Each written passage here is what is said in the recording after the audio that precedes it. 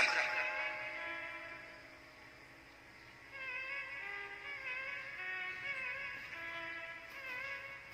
अगर पति पत्नी को दोनों को तकलीफ हो रही है, कुछ ना कुछ, पत्नी को भी कुछ चाहिए और पति को भी कुछ चाहिए और तकलीफ दोनों को है, तो मेरा निवेदन रहेगा पशुपति व्रत पति और पत्नी दोनों करो, दोनों करो। पर निवेदन है, थाली भी अलग अलग जाएगी तो दिए भी अलग अलग जाएंगे, प्रसाद भी अलग अलग जाएगा भोग लगने के लिए। और जब आओ तो आने के बाद में जब दीप लगाओ दरवाजे पर, छठे नंबर का जब दिया लगा तो सबसे पहले दिया पत्नी लगाए, उसके बाद पति प्रज्वलित करे तो काम सफल हो जाए। अगर पति और पत्नी दोनों व्रत कर रहे हैं तो पहला दिया पत्नी का लगना चाहिए।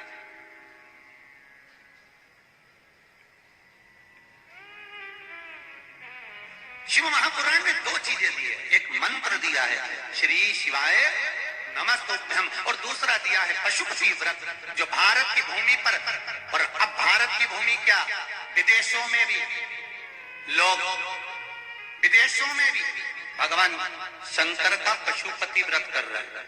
अभी एक कल का ही फोन था कि हमारे यहाँ शिव मंदिर नहीं है, इस्कॉन मंदिर है, हम उसमें लग कर ले क्या, तो वहां शिवलिंग है क्या, तो कि नहीं है, पर वहां के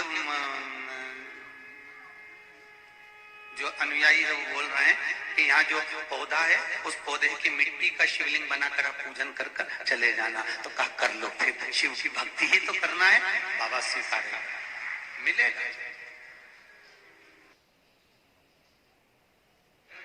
तीन के भाग्य का धन हर व्यक्ति को मिलता है। पहला बहन बेटी के भाग्य का धन, दूसरा गौ माता के भाग्य का धन, तीसरा संत ब्राह्मण के भाग्य का धन प्रत्येक व्यक्ति को प्राप्त होगा।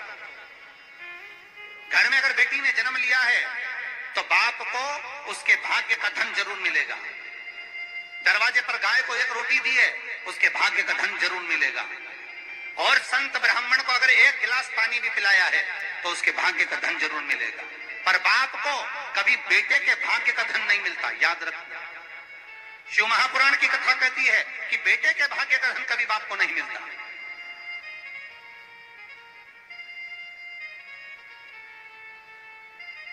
पूरे संसार के पिता की कथा उठाकर देखना, आपके भी घर की कथा उठाकर देखना।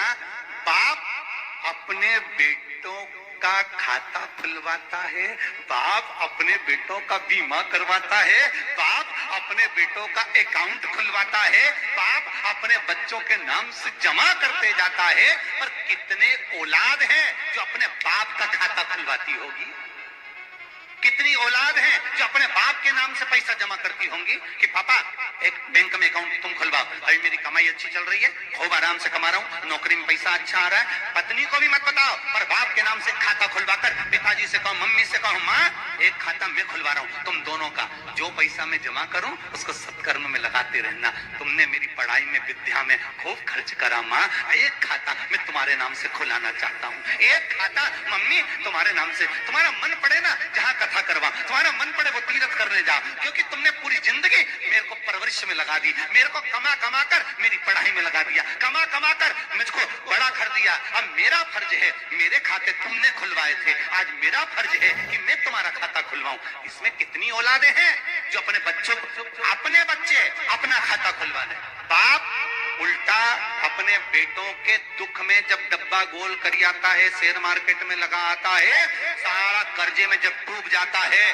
तब बाप कैसा भी हो फिर निकाल कर दे देता है कि इसको फिर खड़ा कर दूं, फिर खड़ा कर दूं। पर कितनी औलाद है जो बाप को खड़ा करने के लिए तैयार रहती होगी? और तो भी बहुओं का मुंह भगोने जैसा, जब देखो जब ऐसी फूली फिरे राम कि इसके बराबर कोई नहीं। हे भगवान ईश्वर महादेव, जो व्यक्ति पथभ्रष्ट हो जाए, जैसे मदिरा के नशे में पड़ गया, कहीं जुए में पड़ गया, कहीं मांसाहार में पड़ गया, कहीं व्यसन में पड़ गया, कहीं गलत काम में अगर कोई जा रहा है, तो श्रम्भेश्वर महादेव के नाम से काली तिल भगवान शिव को समर्पित करी जाती है। महाराज काली तिल को वापस उठा कर ले आते हैं। उसी काली तिल को जो मदिरा का नशा करने वाला होता है या जो गलत व्यसन में डूबा हुआ होता है, उसको वो सुबह के समय अगर नहीं खाता तो भोजन के साथ उसको दिया जाए। शरम्भेश्वर महादेव। एक बेलपत्री का भी बहुत अच्छा प्रयोग है शरम्भेश्वर महादेव का। मदिरा पीने वालों के लिए, मांसाहार व्यसन में, जुए में, वेश्यावृत्ति में, पर नारी में, गलत जगह पर जो डूबे रहते हैं उनके लिए पहले की कथा में उसका वर्णन किया है बेलपत्री। शरम्भेश्वर महादेव। एक बार सब बोलेंगे, कौन से महादेव? शरम्भेश्वर महादेव। फिर जम के बोल लो एक बार, शरम्भेश्वर महादेव। जब हमारे घर में क्रोध बढ़ता है या कोई गलत कार्य में जाने लगता है तो शरम्भेश्वर महादेव का हमें शरणागति लेना चाहिए। शरम्भेश्वर महादेव का पूजन करना चालू कर देना चाहिए। कई लोग कहते महाराज जी शरम्भेश्वर महादेव का मंदिर कहाँ मिलेगा, हम कहाँ पूजन करने जाए? कहीं नहीं जाना, तुम्हारे घर के पास में जो शंकर जी का मंदिर है वहीं जाओ, उसी देवालय में, उसी मंदिर में जाओ। शरम्भेश्वर महादेव के नाम से जल चढ़ाना प्रारंभ करेंगे। वो जल जो गलत संगत में पड़ा हुआ है उसका आचमन कराना प्रारंभ करेंगे। अपने आप उसकी धीरे धीरे बुद्धि सुधरना प्रारंभ हो जाएगी। ऐसा शरम्भेश्वर महादेव का है। कुछ स्थान हमारे यहाँ पर बड़े सुंदर सुंदर स्थान निश्चित किए गए हैं। जैसे कैंसर आदि के मरीज के लिए हम लोग पहले भी कहते हैं कि त्रिजुगी नारायण का जल बड़ा महत्व रखता है। जिसका शरीर या जिसको एक पत्र आया है कि किसी को मिर्गी का झटका आना चालू हो गया था। पत्र ढूंढेंगे तो समय थोड़ा लग जाएगा। जिसने लिखा है उसके स्मरण में होगा। जिसने भी लिखा होगा कि बीमारी के चलते चलते फिर मिर्गी आना चालू हो गई।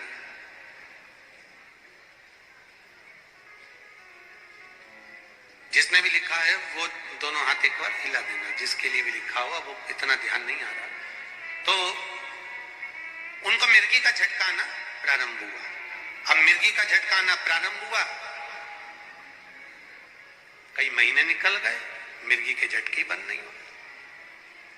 तब उन्होंने पत्र में लिखा है कि शरम्भेश्वर महादेव का आपने जो वर्णन करा था 31 बेलपत्र वाला, गुरुजी हमने वो 31 बेलपत्र वाला प्रयोग करना प्रारंभ करा। और उन्होंने पत्र में लिखा है कि मिर्गी के झटके भी बाबा की कृपा से ठीक हो गए हैं। अब कोई झटके उनको आ नहीं। शरम्भेश्वर महादेव का जो वर्णन है, शरम्भेश्वर महादेव का जो गुणगान है, ये कोई साधारण नहीं है।